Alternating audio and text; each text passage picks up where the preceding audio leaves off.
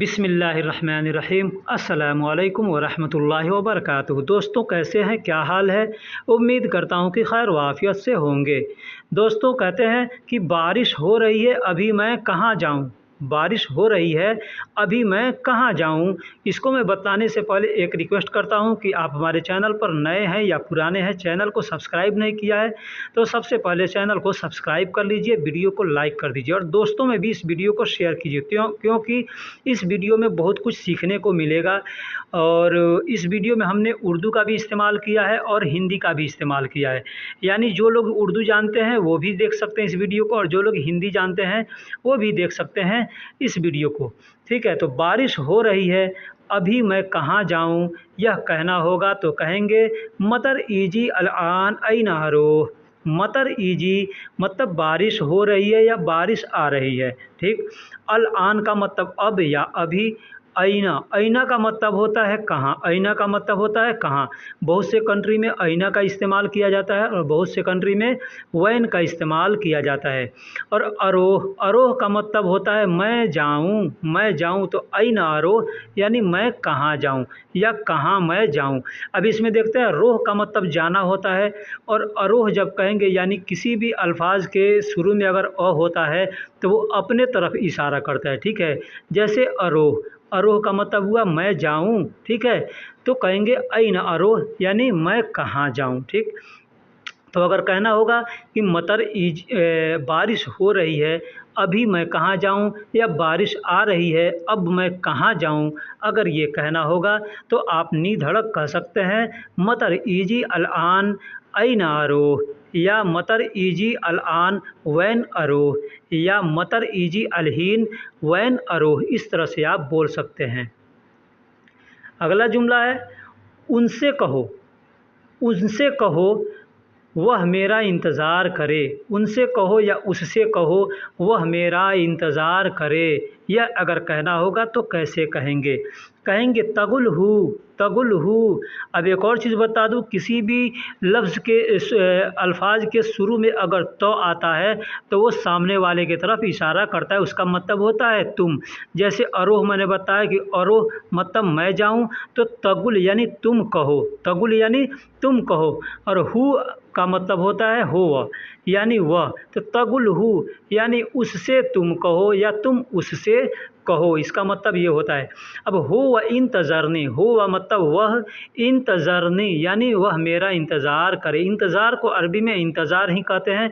और किसी भी अगर अल्फाज के आखिरी में अगर नी आता है यानी ई आता है तो ई का मतलब वो अपने तरफ इशारा करता है, ई का मतलब मेरा होता है। ठीक है, जैसे इंतज़रनी यानी मेरा इंतज़ार करे। ठीक है, तो अगर कहना होगा तगुल हो व इंतज़रनी कहेंगे, यानी कि उससे कहो वह मेरा इंतज़ार करे। उससे कहो कि वह मेरा इंतज़ार करे, यानी हम किसी से कहते हैं कि तुम उससे कहो। ठीक है, तुम उससे कहो वह मेरा इंतज़ार करे, तो हम कह सकते हैं तगुल हो व इंतज़रनी, तगुल हो व इंतज़रनी, इस तरह से कह सकते हैं। दोस्तों, इस वीडियो में बहुत अच्छे तरह से मैं आपको समझा रहा हूँ। अगर आप अच्छे से समझना चाहते हैं तो इस वीडियो को आखिरी तक देखिएगा। ठीक है, अगला जुमला है कि है मेरे ख़्याल से यह इस तरह। मेरे ख़्याल से हम लोग कहते हैं ना कि मेरे ख़्याल से यह काम इस तरह से होना चाहिए, या मेरे ख़्याल से यह इस तरह से होगा, या मैं सोच रहा हूँ कि इसको इस तरह से करूँ। तो आदमी इस तरह से सोचता है और कहता है ना, तो उसको सेम सेम अगर हमको अरबी में कहना होगा तो कहेंगे हादा अफक्कर कीदा। हादा, हादा का मतलब यह या इस होता है। ठीक है, अफक्कर, अफक्कर, फक्कर का मतलब सोचना होता है।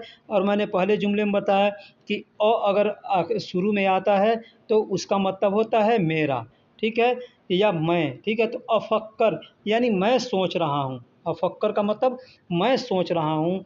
कीदा, कीदा का मतलब तरह होता है। कीदा का मतलब तरह, तरीका, तौर तरीका। हम लोग कहते हैं ना कि ये इस तरह करना है, उस तरह करना है, इस तरीके से करो, तो इसका मतलब कीदा होता है। तरीका या तौर तरीका को अरबी में कीदा कहते हैं। तो अगर कहना है कि मेरे ख़्याल से यह इस तरह करना है या इस तरह से होना चाहिए, तो हम वहाँ पे कह देंगे अना फक्कर कीदा, यानी मेरे ख़्याल से या इस तरह, या मैं सोच रहा हूँ कि इस तरह से इसको होना चाहिए। ठीक है, तो हम कहेंगे वहाँ पे हादा अफक्कर कीदा, हादा अफक्कर कीदा। ठीक, इस तरह से बोल सकते हैं। बहुत से जगह कहा जाता है या कहना पड़ता है या कोई हमसे कहता है या हमको कहना पड़ता है कि आपका मुझ पर हक है, आपका मुझ पर हक है। जैसे बाप का हम पर हक है, माँ का हम पर हक है, बीवी का हम पर हक है, भाई का हम पर हक है। तो अगर यही बात अगर हमको कहना है कि आपका हम पर हक है, तो हम कैसे कहेंगे? या कोई हमसे कहता है कि आपका हम पर हक है, तो कैसे कहेगा, हम कैसे समझेंगे? तो इसलिए आप इसको ध्यान से सुनिए और समझिए। हगिक अलई, हगिक अलई, हगिक अलई कहेंगे। हगिक, हगिक का मतलब होता है, देखिए मैंने आखिरी में पहले बताया, पीछे भी बताया हूँ कि कोई भी अल्फाज अगर आखिरी में अगर आता है, जैसे बहुत से अल्फाज होते हैं, तो आता है, को आता है, ई आता है, तो सबका अलग अलग मतलब होता है। उसी तरह से अगर को आ गया जैसे लास्ट में, जैसे शुरू में हगी है, हगी को का मतलब होता है आपका, को का मतलब होता है आपका। और हकीक, हकीक तो ये होता क्या है? हकीक होता है। आप उर्दू में देख सकते हैं हक, हक को अरबी में क्या कहते हैं? उर्दू या हिंदी में हक ही कहते हैं। हम लोग हिंदी और उर्दू में हक कहते हैं ना, तो सेम सेम वही हक है। तो इसको ऐसे बोलने के लिए लोग हकीक बोलते हैं। ठीक है, तो हगी कहेंगे, हगी। तो हकीक का मतलब होता है आपका मुझ पर, आपका हक है, आपका हक है, आपका हक है, यानी हकीक। अब वही कहेंगे अलई, अलई, तो अला का मतलब होता है पर या ऊपर, और ई आता है आखिरी में अगर, तो ई का मतलब होता है मेरा। ठीक है, या मुझ पर, या मुझे, या मेरा, यानी वो समझिए कि वो अना का के जगह पे आ जाता है। अना का मतलब जैसे मैं, मेरा, हमारा होता है ना, उसी तरह से ये ई का मतलब होता है। ई अगर आगे लास्ट में किसी भी अल्फाज के, तो मतलब मेरा। तो आपका मुझ पर हक है कहना होगा, तो कहेंगे हगिक अलई, हगिक अलई। इस तरह से हम बोल सकते हैं। ठीक, कहते हैं कि हाँ मैं आपको सुन रहा हूँ, हाँ मैं आपको सुन रहा हूँ, या जी हाँ मैं आपको सुन रहा हूँ, इस तरह से हम लोग कहते हैं। तो अगर इसको हमें अरबी में बोलना होगा तो हम कैसे बोलेंगे कि जी हाँ मैं आपको सुन रहा हूँ? कहेंगे नाम, नाम, नाम का मतलब होता है हाँ या जी हाँ। अगर किसी से कहना है हाँ, तो भी कहेंगे नाम, नाम। ठीक है, या कहेंगे जी हाँ, तो भी कहेंगे नाम। नाम का मतलब होता है हाँ या जी हाँ के लिए नाम का इस्तेमाल किया जाता है। एस्मा, एस्मा, एस्मा का मतलब होता है सुनना। ठीक है, एस्मा का मतलब होता है सुनना। तो एस्मा कहेंगे यानी मैं सुन रहा हूँ, मैं सुन रहा हूँ। और लास्ट में जो क है, तो क का मतलब होता है आपको या आपका। ठीक है, क का मतलब होता है आपको या आपका। तो यहाँ सेंटेंस पूरा क्या हुआ? नाम एस्माक, नाम एस्माक, नाम का मतलब जी हाँ, एस्माक मैं सुन रहा हूँ आपको। लास्ट में क है, उसका मतलब होता है आपको। तो नाम एस्माक यानी मैं आपको सुन रहा हूँ। अगर आप उर्दू जानते हैं, उर्दू पढ़े हैं, तो आप देख सकते हैं मैं उर्दू में भी लिखा हूँ और हिंदी में भी लिखा हूँ। लास्ट में जो क को मैंने अलग कलर में दिया है, उसका मतलब होता है आपका या तुम्हारा या तुम। ठीक है, तो नाम अस्माक ऐसे कहेंगे, नाम अस्माक या अस्माक ऐसा आदमी बोला जाता है, तो कहेंगे जी हाँ मैं आपको सुन रहा हूँ। इस तरह से बोल सकते हैं। हम कहीं से सफ़र करके आते हैं, किसी गाड़ी से आते हैं, तो हम उससे कहते हैं कि मेरा घर आ गया या मेरा जगह आ गया, मुझे यहाँ उतार दो।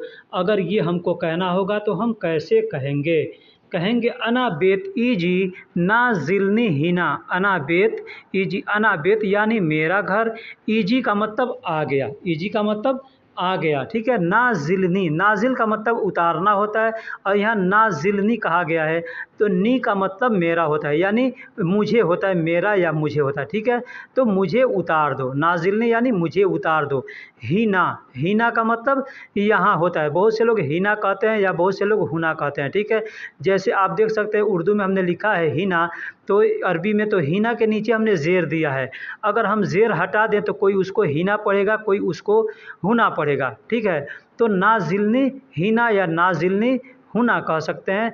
अना बेत इजी नाजिलनी हिना। हमने अरबी में भी लिखा है, देखिए या जो है उसको हमने वाइट कलर में दिया है, और उर्दू में भी है जो उसको नी हमने जो लिखा है उसको वाइट कलर में, ताकि वो आपको साफ दिखे, वो उसका मतलब समझ में आए कि इसका मतलब क्या होता है। उसका मतलब होता है मेरा या मैं, ठीक है, या हमारा, ठीक है। तो मेरा घर आ गया अना बेत इजी, मेरा घर आ गया अना बेत इजी, मुझे यहाँ उतार दो, मुझे उतार दो को अरबी में कहेंगे नाजिलनी, नाजिलनी। अब यहाँ उतार दो तो हिना नाजिलनी, मुझे यहाँ उतार दो तो हिना नाजिलनी। इस तरह से हम कहेंगे कि मेरा घर आ गया, मुझे यहाँ उतार दो, अना बेत इजी नाजिलनी हिना, इस तरह से बोल सकते हैं। मुझे दम्माम जाना है, टैक्सी कहाँ से मिलेगी।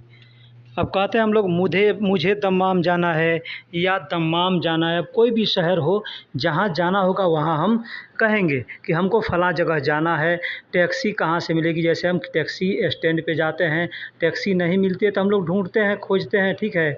तो वैसे ही हमको अगर कहीं जाना हो, हम जा कर के टैक्सी स्टैंड पे या कहीं भी रोड पे हम किसी से पूछ रहे हैं तो क्या कहेंगे, कहेंगे अरोह दम्माम, अरोह अरोह दम्माम, यानी मुझे दम्माम जाना है, मुझे दम्माम जाना है। वैन अहसल टैक्सी, वैन अहसल, वैन वैन का मतलब कहाँ, और अहसल मैंने पिछले वीडियो में बताया कि अगर किसी भी लफ्ज़ के शुरू में आता है उसका मतलब मुझे या मेरा होता है, ठीक है।